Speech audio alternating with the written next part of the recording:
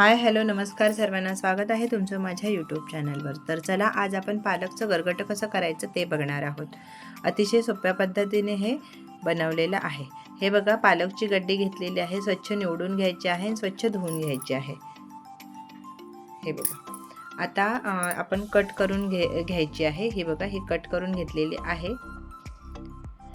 आता एका कढईमध्ये अर्धा ग्लास पाणी ठेवायचं आहे आणि त्यामध्ये ही आपण जो पालक बारीक केलेला आहे तो याच्यामध्ये टाकून घ्यायचा आहे।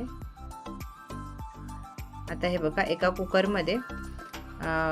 कुकरमध्ये हे डाळ, चण्याची डाळ आणि शेंगदाणे हे थोडंसं भिजत घातले होते, एक 10 मिनिटं। आता एका कुकरमध्ये काढून घ्यायचे आहे आणि अर्धा ग्लास पाणी टाकायचं आहे, थोडं चवीनुसार मीठ टाकायचं आहे आणि कुकरचं झाकण लावून कुकरच्या 3 शिट्या करून घ्यायच्या आहेत। आता हे बघा, हे पालकमध्ये थोडंसं मीठ टाकायचं आहे आणि व्यवस्थित अशी शिजवून घ्यायची आहे। एक 5 मिनिटं चांगली शिजवून घ्यायची आहे। आणि हे बघा, थोडी ह्याच्यामध्ये 2 भेंडी आपल्याकडे असेल तर मग 2 भेंडी घ्यायची आहे आणि बारीक अशी कट करून ह्याच्यामध्ये टाकून घ्यायची आहे। मग ह्याच्यामध्ये भेंडीची खूप छान चव येते, म्हणून आवर्जून ह्याच्यामध्ये 2 तर भेंडी टाका, एक किंवा 2 तरी टाकायचीच भेंडी। आणि व्यवस्थित अशी शिजवून घेऊयात। हे बघा, जवळपास आता आपली शिजलेली आहे। तर गॅस बंद करायचा आहे आणि थंड होऊन द्यायचे आहे। थंड झाल्यावर एका मिक्सरच्या भांड्यामध्ये हे सगळे काढून घ्यायचं आहे पालक आणि जाडं भरडं असं वाटून घ्यायचं आहे। या पद्धतीने बघा, हे वाटलेलं आहे। आता एक कढई गरम करायला ठेवायची आहे। कढई गरम झाली की त्यामध्ये तेल ओतायचं आहे, साधारणतः 1 ते 1.5 चमचा तेल ओतायचं आहे।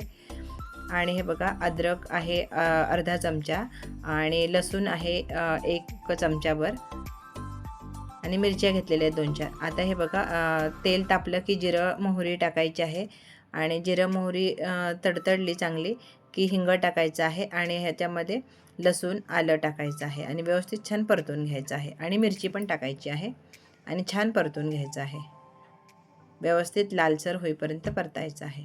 आता यामध्ये काळं मीठ टाकायचं आहे अर्धा चमचा आणि चवीनुसार आपलं नॉर्मल पांढरं मीठ टाकायचं आहे आणि व्यवस्थित असं परतून घ्यायचं आहे। पाव चमचा हळद पावडर टाकायची आहे, अर्धा चमचा कांदा लसूण मसाला टाकलेला आहे,